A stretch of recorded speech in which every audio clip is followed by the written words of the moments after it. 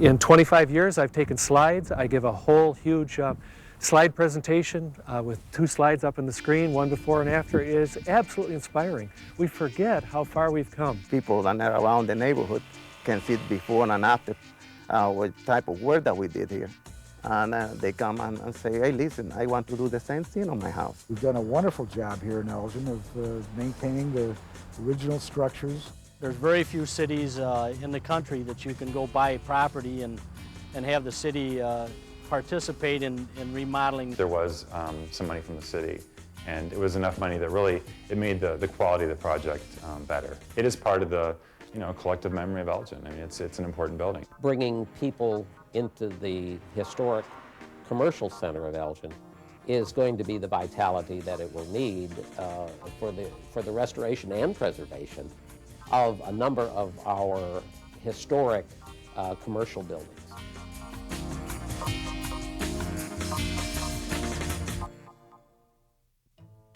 You know, in many ways, Elgin's preservation efforts go back to this building and to the surrounding neighborhood here. In the late 1970s, Old Main was boarded up, smoke and water damage from a fire. Doors had been added and windows had been bricked in. Fire escapes had been added to the facade. The whole building was a mess. A lot of people thought it was beyond redemption. It was a building that many people felt should be torn down. In 1911, lightning struck the building. The cupola, which is the symbol really of this building and is used in many of the symbols in Elgin, had been burned, and it was never restored. The building from that time forward had a flat roof. Well, the restoration was really a partnership between the City of Elgin, the Elgin Academy, the Historical Society, and several corporate sponsors who put up some of the money to help bring the building back.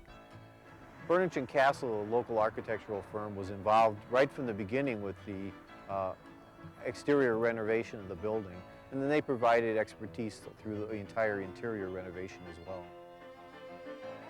The cupola was manufactured in Houston, Texas, was brought here on flatbed trucks and in parts, and assembled to the north of the building. When I looked at it, because the base was something like 40 feet wide, I thought I had made a mistake. I thought I had made the scale twice as big as that it really was supposed to be. So I was terrified. I saw it on the ground. I saw what size it was. I thought, it's twice as big. So, and other people were saying, it's not right, it won't work, so forth and so on. Well, they lifted it onto the building, and I have many wonderful pictures of them lifting it by crane up onto the building, and of course, it was the right scale. But sitting on the ground, 40 feet wide, is a pretty big element of architecture. Sitting on the roof, on the 3rd floor, it fits perfectly. Back in 1979, a group of neighbors felt that this neighborhood had fallen to an all-time low, and we had to do something to bring it back. So they formed the Gifford Park Association. We asked Mr. Elf what we could do to help the neighborhood, and he said get historic district status. We went for that back in the 80s. That building had a huge fire in it. It was boarded up. It was a burned out shell. There was some movement to tear it down. There was a public outcry about that. We can't lose a building of that significance, so it was decided to restore it. They asked the Gifford Park Association to put in some volunteer efforts to get the ball rolling. There wasn't much money involved, and we cleaned it. We took full wheelbarrows out and filled many, many dumpsters with debris from that building. That building turned out to be a catalyst to help renovate our whole neighborhood. And I think we've come a long, long way in 25 years. We have just hundreds of nicely restored houses here in Elgin. This is a house that we worked last couple of years ago on a restoration project. This, what you can see, there used to be a asphalt siding all the house.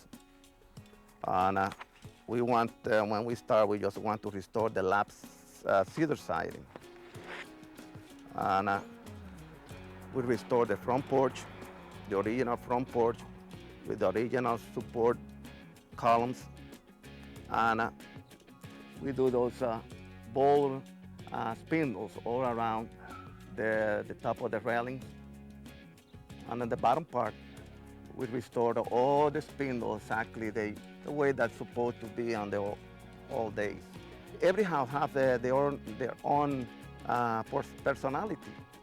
And if you are willing to restore that personality and make it example of on the neighborhood, hey, that's gonna be real nice. We're gonna have a nice town here. And you see people coming from everywhere, seeing what we got. And that's good for us. We're on the east side of Elgin on Channing Street, and what the site is formerly occupied by a beautiful 1850s mansion called Grandview Manor, and that survived until the late 1970s. It was torn down because of neglect, and the area sat vacant up until 2003 when the development firm bought it and developed these houses on it. There's a hole behind me which will be lot number 7. Lot number 6 is under construction behind that to the south. And then from number 5 back to the first lot are already built and occupied with some minor finishing work needing to be done on the front porches. And they'll look like houses that were renovated recently as opposed to being built here new. And that's the fun thing about them. It fools some people when they come through the neighborhood. They're thinking that they're looking at a renovated house, but not at all. It's a brand new house. The intent here is to mimic those houses in the neighborhood that have been here for a number of years, and that would be long, skinny houses on long, skinny lots, or slender lots. And then we have front porches that is very common in the neighborhood, high-pitched roofs, long, skinny windows, and some other amenities that will fit well into the neighborhood. Our historic districts in the past 5 years have now begun to stabilize, and their property values have begun to increase to such an extent that this has become attractive to new developers that are also coming into town. We have the Grand Manor project where new single-family homes are being built on vacant property. We've had the Wellington Townhouse development in the Spring Douglas Historic District, which was the site of 8 new townhouses built in designs and proportions of our historic architecture.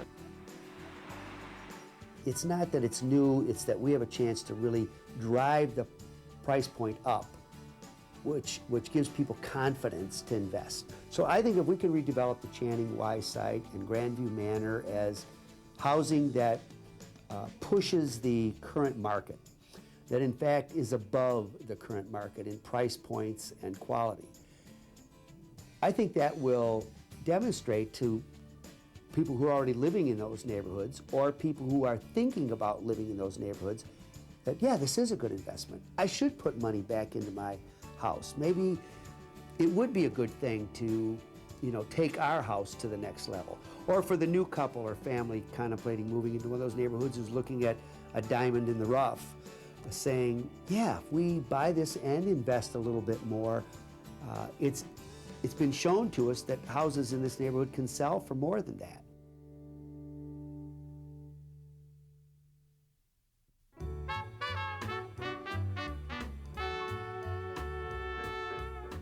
Well, we are actually in what was the old Elks Lodge in Elgin.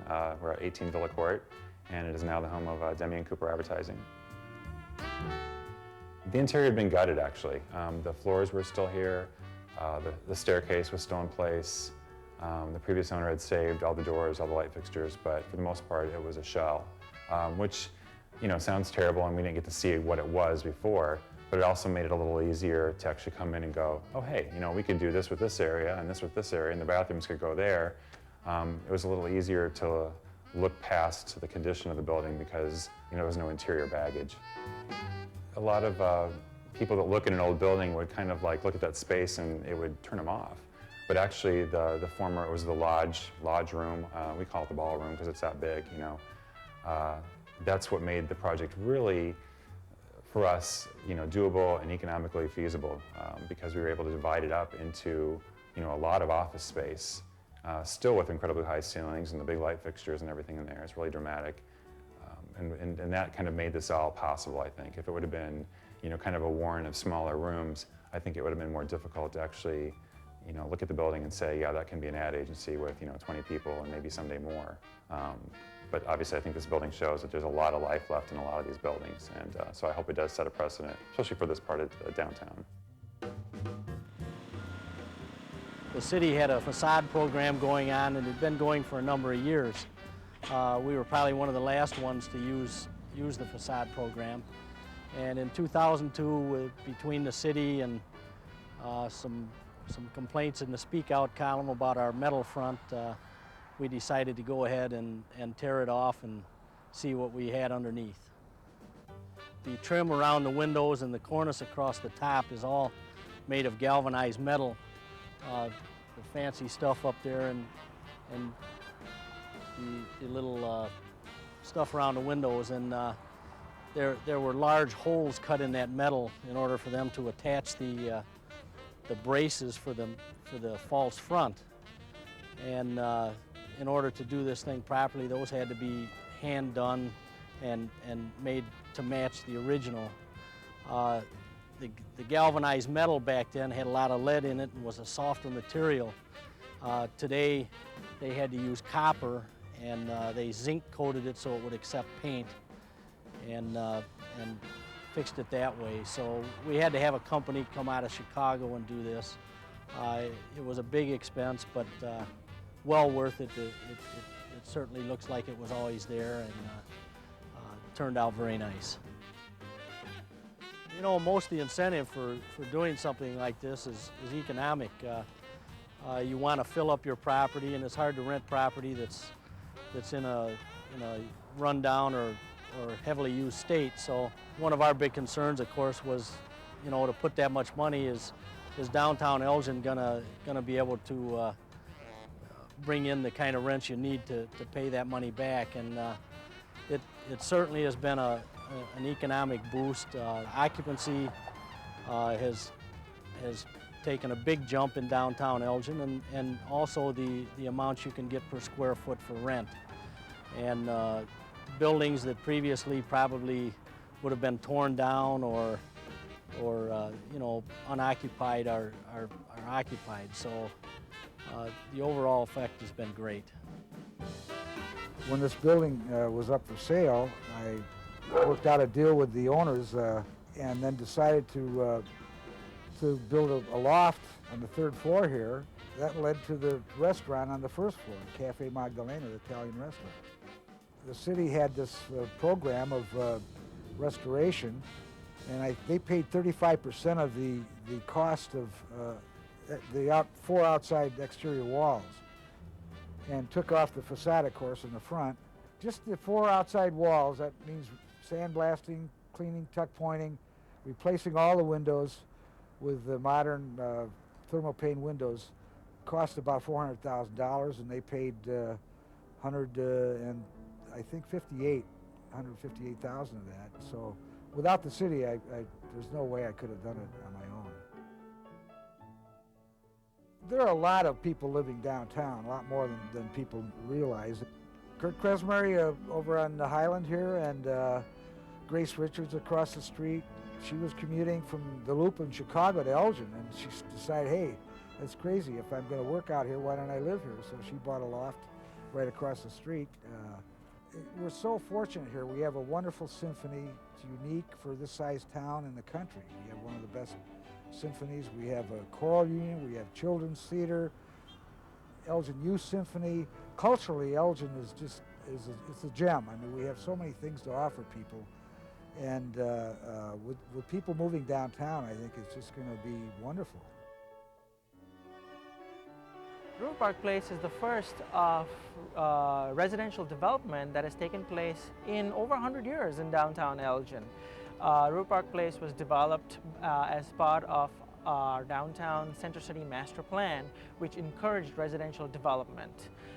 It was designed in a way to complement a lot of the architecture that we have in downtown.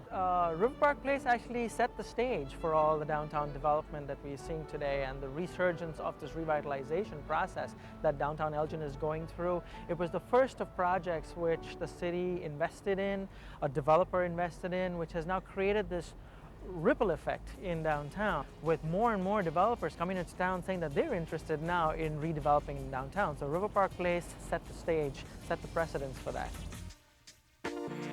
They work with developers like us in a public-private partnership, because these major redevelopment projects in an urban environment like this take a tremendous investment on both the city's part as well as ours on a private development basis. And they have been able to coordinate the economic assistance necessary to get the projects done while we bring in very significant private development funds.